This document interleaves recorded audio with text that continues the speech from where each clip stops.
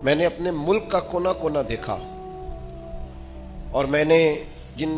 گاؤں کے اور شہروں کے نام کبھی سنے نہیں تھے وہاں بھی جا کے حضور کا ذکر پاک کرنے کی اللہ نے مجھے توفیق عطا کی۔ میرا تجربہ بدلا، میری سوچ بدلی، میرا ذہن بدلا۔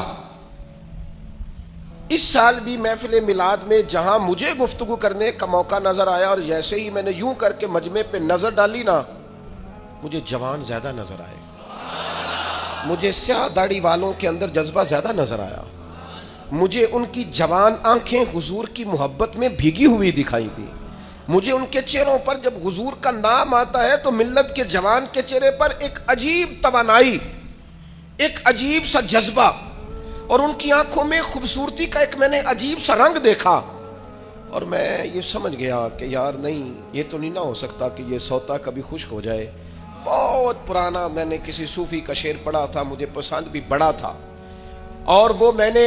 اپنی زندگی میں جب اس کو اپنی زبان سے ادا کیا وہ میرے دل میں گھر کرتا چلا گیا۔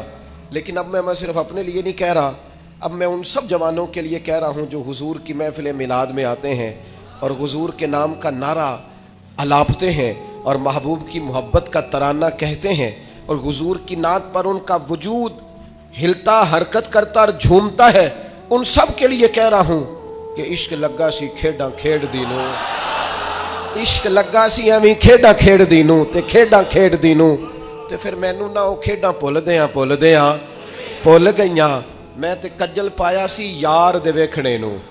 پھر او دی یاد وچ روندیاں ہی ڈل گئیاں۔ حیدر شاہ اس گلی کدے نہ رولدی پر ہن رولدی رول گئیاں۔ میں ایک محفل میں سیڑھیاں چڑھ رہا تھا تو وہ نوجوان بہت زیادہ لپک رہے تھے اور پیار کر رہے تھے اور اپنی محبت کا اظہار کر رہے تھے، تو میں نے اپنے دوستوں کو دیکھا ان کو سنبھالتے ہوئے اور محفل کا نظم قائم کرتے ہوئے۔ تو ایک بزرگ عالم دین جیسے ہی میں اس اسٹیج کی سیڑھیاں چڑھ گیا تو انہوں نے مجھے سینے سے لگایا اور پھر وہ میرے کان میں کہنے لگے، یہ جو نوجوان نسل آتی ہے نا حضور کا ذکر سننے، یہ بے موسمہ پھل ہے، بے موسمہ، کہنے لگے یہ بے موسمہ پھل ہے، اور فرمانے لگے یہ جو بے موسمہ پھل ہوتا بڑا قیمتی ہے، یہ قیمتی پھل ہوتا ہے، اس کی حفاظت ہونی چاہیے، ان کے جذبات کو خوبصورت رستہ دینا چاہیے، ان لوگوں کے لیے ہمیں اچھی راہوں کا تعین کرنا چاہیے، ان کو خوبصورت ٹھنڈا پروقار اور وزادار ماحول ہمیں فراہم کرنا چاہیے۔